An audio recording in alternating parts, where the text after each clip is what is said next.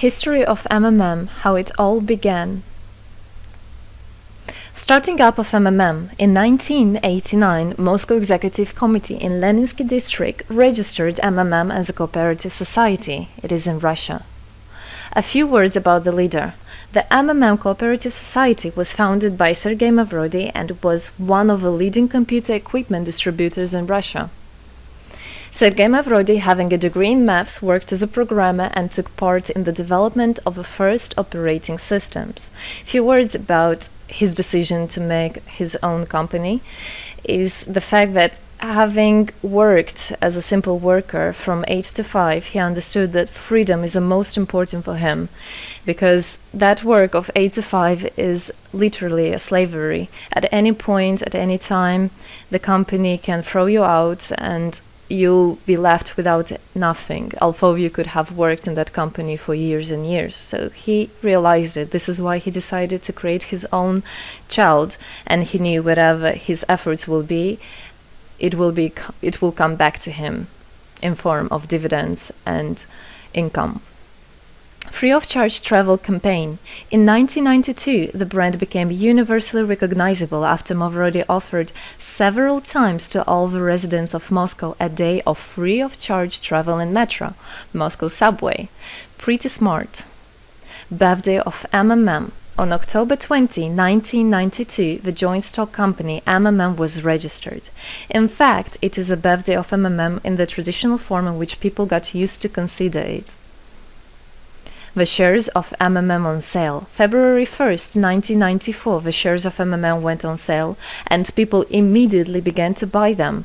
Moreover, the company willingly bought them back on a new, higher rate, which grew very fast at about 100% per month. The company's principle today is always more expensive than yesterday worked perfectly. Few words about that. Why did he do that? As you might know, in 1991, the Soviet Union fell. So if until at the time of the Soviet Union, everything that there was in the country, like properties, different companies, or whatever that was bringing some goods, was national. So any person of the country was entitled to have a share of that production, of that company. Everybody was equal. But when the Soviet Union fell, what it meant is that all the companies, all the properties had to be privatized. So you can imagine there is a company, a huge company. People worked there for years and years. And at one moment, there comes a person and says, all that is mine. Yes, this was the case. And obviously that information, that laws about the fact that it was possible to privatize was kept only for a small group of people for obvious reasons. So a simple worker who worked in that company for years and years or all his life didn't know he can actually come and say by law that that is his. So what genius idea Sergei Mavrodi had is to sell these shares to gather the money of the people, and with this money to buy those companies. So basically, if a person has an MMM share, he would have had an exact share from the company that Sergei Mavrodi bought. For example, a company from oil and gas or something else. Obviously, he knew perfectly which companies are worth it and which companies were not. There was quite a battle there. So as you can see, his idea was great, but let's see what happens. Government is trying to hinder MMM's activities. Surprise, surprise. Planned by the Russian government, MMM 94 was intentionally collapsed. It began when tax inspectors accompanied by OMON officers passed through the crowd of depositors and went inside the central office of the company to give a notice about the planned tax inspection. Right. So obviously, the small group of people that I was talking about is the government people, is the people that have connections and so on. And they wanted, obviously, all that money, all those properties to be kept in their hands. This is how the nowadays oligarchs were made. At that moment, they had nothing. In one day, they got loads of money. And now you can know them as very rich people who made their money on the back of a nation. So obviously they did something just to provoke some panic going through the crowd. Obviously, for any financial institution, a panic is really bad. As I remind you, at that time, MMM was selling shares, was a share stock company, let's say. Mavrody's arrest. Sergei Mavrody was arrested on tax evasion charge. Really lame excuse. It wasn't at all like that. What happened, even the person that was in charge with giving the arrest, he told him that there was no other option for them. They had to do something, even though it was illegal what they were doing, but they had to do it as they were afraid of him. Because, as he said, another 2-3 months, and in whole Russia there would be no government, no banks, nobody, only Sergei Mavrody, that who holds the money nowadays. This is in charge. So he was arrested, and his arrest was broadcasted live on all TV channels, obviously to show off more, to show people how bad he is, and actually the government didn't do anything wrong. On the same day, there was a storm of the central office of MMM. The company was prescribed to recover 49.9 billion rubles to the budget. Huge money. The question about the money in MMM 94 is open, as no one still can give an answer where it is. The authorities simply turned a blind eye to it, although hundreds of eyewitnesses are ready to confirm, even under oath in court, that they saw 17 trucks take out cash through the back door. So unfortunately, at that time, there was no internet, no bitcoins, no other internet wallets, and all the money were obviously kept in cash in the MMM offices. And the government took advantage of it. They just came, took it out, and then they said nothing. Moreover, they didn't say where the money went. They even made the way to make people believe that Sergei Mavrody was the one who took all those 17 trucks of money and disappeared. But obviously it wasn't the case. It was a simply lame excuse. Demonstrations against state authorities. August 1994. Thousands of MMM depositors affected by the artificial collapse of the pyramid protested and demanded to set Mavrody free. Actually, Mavrody could have used his powers and do bigger protests, but he decided not to do that, as that would made as obvious a different protests of this type. Could be people injured or even killed, so he decided not to use people in this purpose. It was very noble from him to do that. MMM leader became a deputy. However, he found a way to get out of the prison. Being imprisoned, Sergei Mavrody had managed to register as a candidate for a deputy of the State Duma and was released from prison. He won the elections by a landslide and became the deputy of the State Duma of the first convocation. So, as a deputy in Russia, they have privileges. This is why, becoming a deputy, he was set free. The State Duma is against Mavrody. Surprise, surprise! The State Duma deputies deprived Sergei Mavrody of his deputy plenary powers due to his permanent absence at the Duma's meetings. That incident was the only one in New Russia's history. Sergei Mavrody wasn't interested at all in politics. It's not, he hates politics, as he said it many times.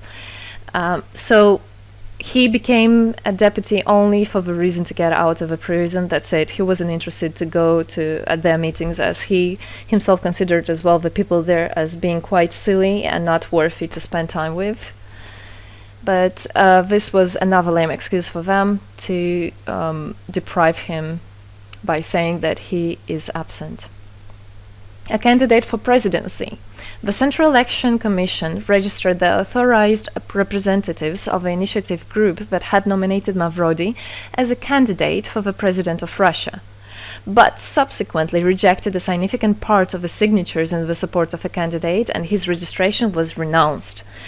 So, for obvious reasons, they did that again. They weren't interested into having a fair president, a fair leader on top of their head. Revival of MMM, January 2011.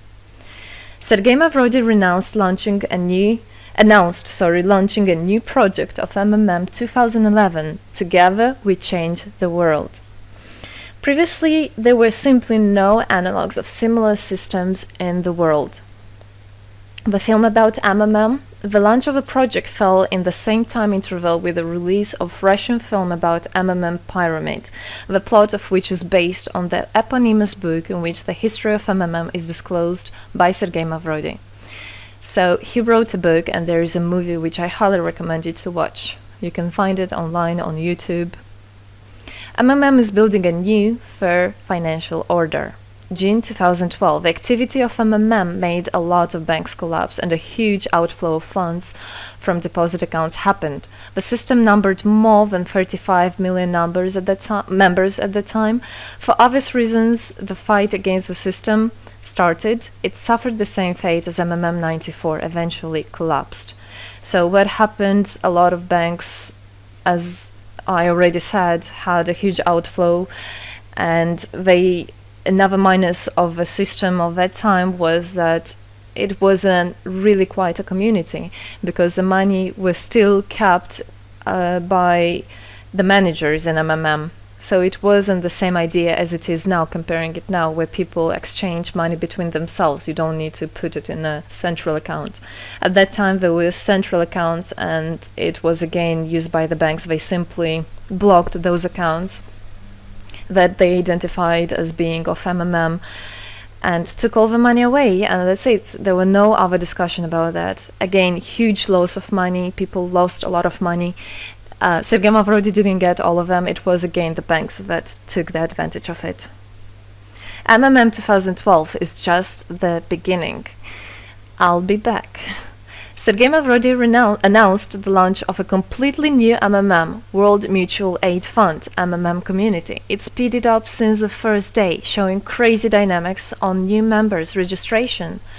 It has been decided to send 10% of the whole turnover on payments to the affected members of MMM 2011.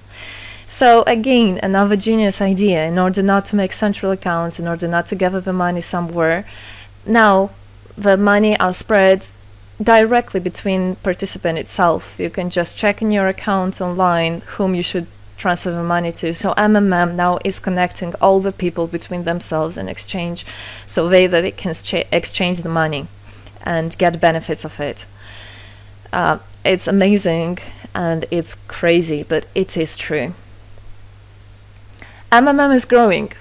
Some short facts. 2012, MMM started its development in India. It had great, huge developments.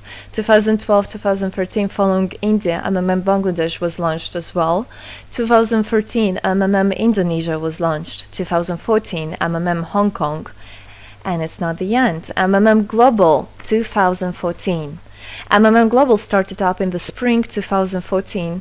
It is a voluntary network, a community of millions and millions of people from more than 100 countries worldwide. So there is already MMM settled in Argentina, Brazil, Philippines, Hong Kong, and other. And all the rest of people in the world from all the countries of the world are able to participate as well. So they rebelled against the financial slavery and combined their money for this purpose. So how it is possible? MMM, the Republic of Bitcoin. Bitcoin is another genius idea to set the world free. For MMM Global participants' convenience, there were some trendy ideas on funds transfers implemented. From now on, all the countries where you can buy and sell Bitcoins can be registered in a branch of Free People of the Republic of Bitcoin. Thus, there is no barriers to develop MMM in small countries due to their restrictions on the international bank transfers. Banks. This is not something that we would want to use, as the banks can anytime put restriction on an account or even block an account and take all the money. Yes, the banks can do that. Read better your contract. So, Bitcoins is really genius idea to do that. Join MMM Global, join our community, set the world free. Don't hesitate, don't even think of going back, just go always forward. We are writing the history right here and right now. We are not going to be any more slaves working from 8 to 5, having pennies for that. We want to hold our own money and to get the benefits of it. I don't want a bank to use my money for their own purposes. I want us people, free people, to use our money, to exchange the money when it is needed, and to help each other. This is really a great idea. And join us, write the history here today with us. And together we will indeed change the world.